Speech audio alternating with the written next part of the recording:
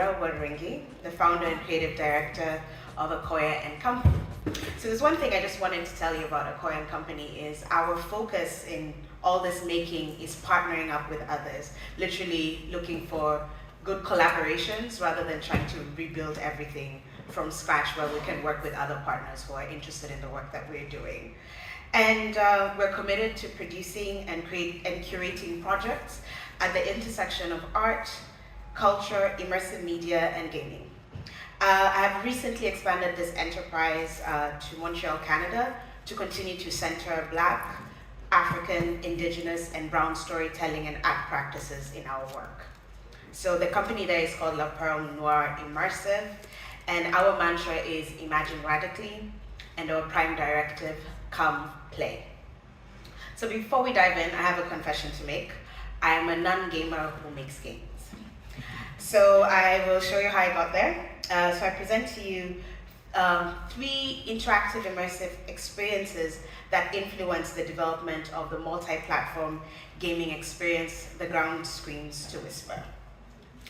So first we have Indulgence, which was showcased at Johannesburg Art Gallery as Close. Then Found Footage, which is a meditation on African influence along the Indian Ocean coastline. And Norma, the first ever extended reality experience in Nairobi. I was really proud of that because it broke attendance records across generations. Curating and producing immersive and interactive experiences is an arduous journey that takes, it's at the expense of one's sanity. Still, my favorite problem to solve in experience making is centering the audience. With immersive and interactive experiences, we sometimes get caught up in the technocentricity. We are more excited about the machine than ourselves making use of it. It makes me think of a quote from 1991's Cyborg Manifesto by Donna Haraway. Late 20th century machines have made thoroughly ambiguous the difference between natural and artificial, mind and body, self-developing and externally designed, and many other distinctions that used to apply to organisms and machines. Our machines are disturbingly lively, and we ourselves frighteningly inert. Unfortunately, with this approach, we alienate our audiences, we alienate our players, the very people we want to use the machines to experience the work. And so with the audience journey and access in mind, at Akoia, with all our great partners, we tailor enjoyable audience experiences that grew engagement and increase participation. In essence, we amp up the play, which is our prime directive. I'll begin with Indulgence, which I curated and produced in 2018. Indulgence wove multiple stories of sexualities, genders, and desires in an African context. It explored fluidities, possibilities, and evolutions. The exhibition traveled to South Africa as the exhibition closed, showcasing at the Johannesburg Art Gallery. We were honored because Close was part of the programming celebrating Africa Month, which commemorates the founding of the OAU, which is now the African Union, on May 25th, 1963 in Addis Ababa, Ethiopia. Well, this was my second exhibition. It was the first instance that I began to think of how to include the documentation of the art-making and knowledge-making processes. How do I make this an experience? I mounted tablets around the space to share different aspects of the exhibition. I shared the concept notes, exhibition summary, anything to let people know how we got there. One of the artists we can see up there, Yaya Kasamali, also included process photos of her sculptural work, and I included my own research for the audience to know how we got there thematically. And to show how the sausage is made, I shared photos from the installation process. The gentleman you see up there has been very integral to the visual arts culture in Nairobi. His name is Kamau.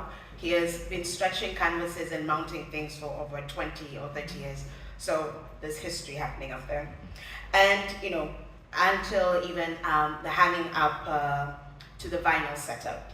It gets ugly before it gets pretty. With Indulgence, I was testing simple ways to get the audience to claim space, scroll to the art, and get involved behind the scenes. What excited me about this experience was that people really got into it, talked with each other about what they read in the tablets and how they perceived the work. It was a joy to see. Next, I give you found footage. This was my first exhibition, which I co-curated with Don Anda, who is now the curator at NCAI, the Nairobi Contemporary Art Institute. The year is 2017. Found footage is a preface to the curatorial project Crossings and Moorings, an immersive multimedia exhibition exploring historical movement of people and the transmission and transformation of identities across geography and time, with a focus on the cultures of the Indian Ocean coast, taking as its starting point the Afro-Iran project by the German-Iranian photographer Mahdi Asai. Found footage experimented with storytelling by including images from work by the award-winning documentary photographer Migwen Thiga. And with it, we were weaving narratives of everyday movement and interaction within and among existing cultures along the Indian Ocean coast. Found footage also showcased archival images from contributors like Nidhi Mahajan and the Friends of Fort Jesus. With this exhibition, I wanted to immerse people in the soundscape of the lull and bustle of an ocean town. I wanted them to feel like they might spot an ancestor or distant relative as they meander through the exhibition, listening to the sounds of the market, calls to prayer, and ocean waves, evoking many pasts and presents. The immersion was created through the sound design to conjure up that ocean town atmosphere. Sometimes it's nothing fancy, just an ingenious sound designer and well-positioned speakers. Found footage was my foray into thinking through what I wanted the audience to do, and indulgence tested what I wanted the audience to feel. And all these are key components of creating an XR experience and also making a game. And now I welcome you to Norma, an XR experience, which showcased the phenomenal experiments from 7 visual artists from Nairobi: Ngene Maura, Michael Musyoka, Petera Sudunde, Imaus Kimani, Sila Mwake, Ijaka, and Vergadi. I know to some of you, maybe it makes no sense, but keep their names in mind. You might see a lot of their work coming up to South Africa soon. So. The artwork was created using Google VR tools and Cinema 4D. This was an exciting experience and tons of people attended. What would have been a grand showcase of the technology was instead a deeply participatory experience for the audience. To keep them moving and waiting patiently to use the headset, I devised card games that you can see there. There are lots of different cards, where they had to find other people to complete a deck of cards with the artist's work. And when they completed the deck of cards, they got a deck of cards each as a gift. So you walked away with free merch. And there was a craft section where you can see you can make a dodecagon, which you took home as an exhibition, a souvenir. And I was surprised to see how much adults enjoyed making one.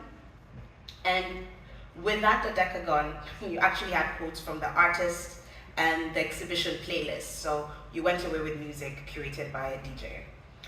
And because of all this audience outreach, the giveaways and all of that, Norma was groundbreaking because their record attendance was across demographics, which was very heartening because we make the assumptions about our audiences and players when it comes to digital technologies. We tend to think that we're only catering to a younger audience, but turns out that older people show up too. And people that we tend to think would be interested are actually the people who come back. And that was so interesting is, yes, we opened to 200 people, which was great, but the people who came back were like 20 and 30, of which 5 came back with 5 other friends. So it was a very interesting thing, and that's how I've continued to think about audience and how we set that up. So Indulgence, Found Footage, and Norma demonstrated experiences in what you want your audience to feel and do. Having enjoyed myself thoroughly with that, I took on the next frontier, making games. Welcome to The Ground Screams to Whisper. The idea became a worm in my head in early 2020, but my desire to make games started in 1998. I play Mortal Kombat. I know in my soul that that is not what I want for me, but I want to play. I do, just not this. I have a brief flirtation with Assassin's Creed, but I move on. Many careers later, here I am, absolutely thrilled to be developing a VR game coupled with a location-based experience and creating audience development outreach through mobile puzzle games and interactive graphic novellas. Along with me for this experiment are my collaborators. That's the African digital heritage. So what's really important for us with the Ground Screams to Whisper and how we've been developing projects is that we are heavy on the research, so we partner with like research institutes so that we're not just formulating our own ideas about life or actually verifying certain things and creating some sense of veracity, and I hate to use a word, but some sense of authenticity on the things that we're going to expound on or make into fantasy or whatever. So, so African digital heritage, so that, as I said, with available histories and mythologies, they can have like a wide net cast. We have Letty Arts for the puzzle game and the interactive novella because we already have the infrastructure, and Punta Content, which is a technical lead building the VR world. And I'm crossing my fingers because I'm going to be meeting the African Astronomical Society on Monday, and we had started this conversation in 2021. And they have done a lot in terms of researching cultural astronomies, which is key to the world building of the Ground Screams to Whisper universe. So yeah, just keep me in your thoughts and prayers. And so before I continue, because what you're gonna see is kind of like a mood board that we've come up with, but there's one image that it's not the art department, it's the creative director, and that's me. The art department is not liable for how awful it looks. So I'd like to give a shout out to Sasha Vreka in Canada, Javier Acosta in Colombia, and Shabet Nava in Kenya, who have led at different moments on the artistic direction and really helped carve and shape in different ways our ideas around the Ground Screams to Whisper. And that's one of it. It's an Afro-Gothic gaming experience showcasing the everyday resistances of female freedom fighters against settler colonialism. It is influenced by African cosmologies, folklore, and magical realism. I live in Karen, a former coffee plantation. Because Kikuyu women were integral to the British imperial production of coffee through forced labor and violence, I'm interested in the often erased stories in our mythical project of Kenyan independence that removes women's participation, crowning men as the active ones and the founding fathers. Yet we hear nothing about the riots, often led by women, which confounded the British male colonial administration with reportage like this. So there was more rioting in Nigeria, everybody's like the poor Oga, and 49 deaths, but usually the deaths are not linked to the people who are working the plantations. It's either the settlers or the people who were useful. And so that's also part of how this become part of the game, just to let you know. So it's really important. So entering the universe of the VR game, you encounter different worlds of experience. And so how you start is that you begin as the character Riziki, and this is one of our experiments with how she would look like. And as you look at the different figures, we're also figuring out like with, because at times we get caught up in the racialized features discussions when it comes to people. For us who were thinking about what would it be to represent, let's say, a Maasai woman. Like for example, the earrings I'm wearing, what makes the Maasai earrings is the metal at the end of it. If you come to Kenya, you will find most of them without it, but usually Maasai people, like the people who make it where they are, usually add that, and that's, so we'll start thinking through more ornamentation, less about the features. So those are kind of some of the tests that we're looking at. So what happens is Riziki uproots a sapling on a former coffee plantation. And in doing so, she breaks the veil between the living and the in-between world. And this launches her on an adventure where she selects a world. So as Riziki, you select a world. And each world represents one of the 3 different women who were murdered on the plantation. And what you must do is repair the world as Riziki, so that they, the different women, may cross over into the world of their ancestors, or you remain trapped in the in-between world forever. And we kind of started thinking through what different types of interaction with all the historical and the historical, cosmological, constellation, colonial ordinances. So it's just, we're trying to make it as fun as possible for people to get across this world. And we have different levels of interactions. So going back, you remember seeing the newspaper clipping, right? So those are some of the objects that you get to play with to activate the worlds. The different melodies, I have a special place for art directors and sound designers, composers, so sound becomes a very important, the soundscape becomes a very important part of it in activating the world. The player will then interact with these objects and use them to map their way to freedom. And in the end, I mean, in terms of training, you increase your level of interactivity, you understand how the game works, and you hopefully enjoy yourself. And you must complete the actions though before the mist sets in. So there is a previous photo there that shows you a coffee plantation with all the mists, and that is part of the world that we're creating where the mists come in. So that is part of the VR game, and this is something that I wanted to show you. We haven't gone into that aspect, which is looking at the constellations, and I get to use my pointer. So this is Pleiades, yes. And the mobile puzzle game, which is also targeting families, so children, that's something that has come up where I'm asked with my work, is that child's version, do you have something I can play with my kids or something like that? And one of it is that this is a constellation, right? And it will come with integral story elements. So I'll tell you about this constellation, which is typically a Greco-Roman reference, Pleiades. But according to the Namakwas, the Pleiades there, which in Greco-Roman astronomy is the Seven Sisters, were the daughters of the sky god. When the husband, which is the husband there, Aldebaran, shot his arrow, which is now Orion's belt, there. Orion's sword at the three zebras. This is now, so according to the Namakwas, what we look at Orion's belt are the three zebras. So just talking about using this type of stories and integrating them into the puzzle game, but having your own cultural references.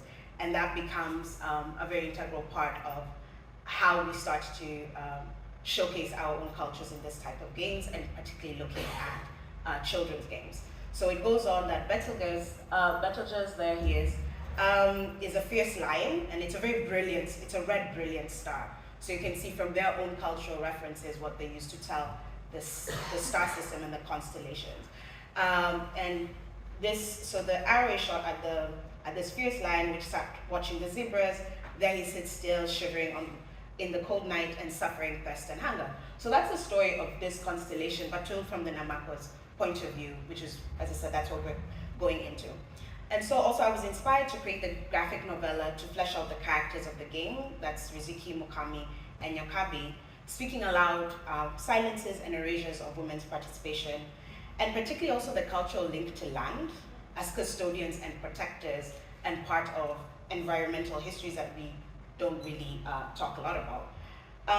And I didn't realize that I was practicing what Saidiya V. Hartman calls critical fabulation, which redresses history's omissions using storytelling to imagine not only what was, but what could be. And that's a quote from Saidiya. And it's, you can read it, but the essence of it is also looking at how the potential of doing that and working with histories and stories and just placing ourselves in a different headspace in terms of critical cultural theory, we're able to become more elastic around the stories that we tell and the experiences that we create. So, can someone tell me what we're looking at? Like the whole thing. Trees in the snow. Trees in the snow? Yeah, anyone else? No, it's okay. Like, this is not a trick question. You're actually seeing what you see. So trees in the snow. Yeah? We can agree on that? It's not a trick question, yes? Yeah. Okay, great. So, yes, it is trees in the snow. And back there is a porta potty. But the point is, it was a snowstorm in Montreal. And I was sent this. I cut it out. But why I'm putting this up is that usually when you think of Africa, you don't think of snow, usually. So the story, The Ground Screams to Whisper, is set in Kikuyu culture, Kikuyu women. But the one thing that we don't really get into is that the Kikuyu prayed to a snow-capped mountain and believed that God, and who we call Gai, resided there. So why would it be difficult to imagine a world with snow and it being part of an African game very easily, instead of, colonial game hunting inspired fever dream of the savannah and the orange sun and all of that, so yay, thank you. 100% for audience participation. And so these are some of the things that I think are really interesting also about working with the people that I work with. They come from different cultures and they speak different ways into imagining what we're working on right now, The Ground Screams to Whisper, and it's really exciting because I got sent this and I'm like, yeah, we'll have to develop a world of experience that plays with this idea. As you have seen, a lot of the images that I have been mostly, they're around more vegetation, less around the savannah, they're more around mist, they're a little bit different, so really kind of rethinking ways that we look at the environment around us. So all these elements that come together are also responses to audiences, players, participants from previous experiences asking where else they can access this and how else, and can it be in the phone, with technology that they actually have access to. It is my desire for the audience to feel, know, that they are and can shape experiences. Because without them, this is all dead, inert, lifeless. So, before I go, it's going to be whether you get 100%. I leave you with a quote with the late, great Bell Hooks, whose radical feminist principles guide our work. So please join me in reading this. The function of art is To do more than to imagine what's possible. Thank you. Thank you so much. Thank you.